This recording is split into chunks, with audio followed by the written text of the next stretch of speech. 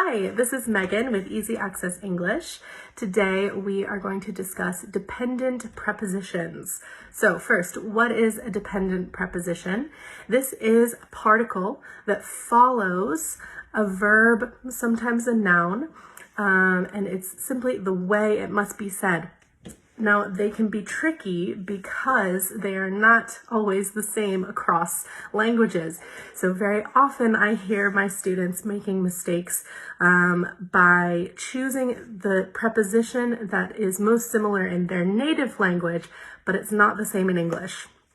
So what can you do if you don't know what preposition follows a certain verb, or if there's a preposition, what can you do in order to improve your dependent preposition use? My advice is first, memorization. Ask to work on this in your lessons with your teacher so that you can go through and try and work on and memorize the common dependent prepositions with common verbs that we use.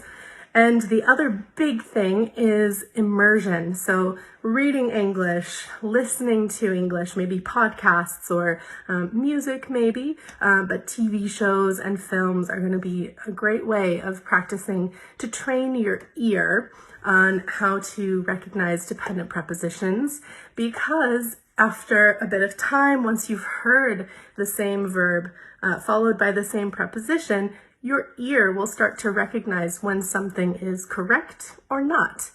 So what are some examples?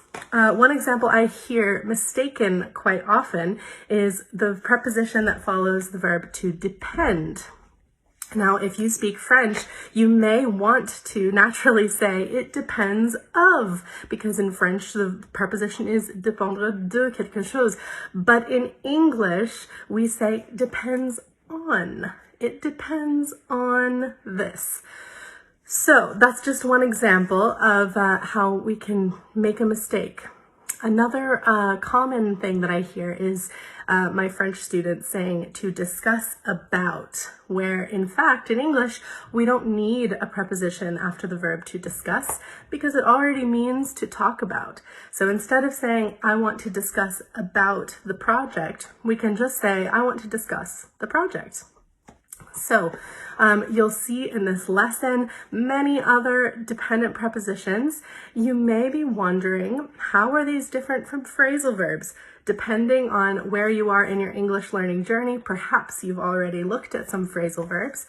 Now, the difference between phrasal verbs and dependent prepositions is that dependent prepositions don't change the meaning of the verb that they follow like phrasal verbs can. Phrasal verbs are more idiomatic in this sense. Dependent prepositions are just the particle that has to follow the verb.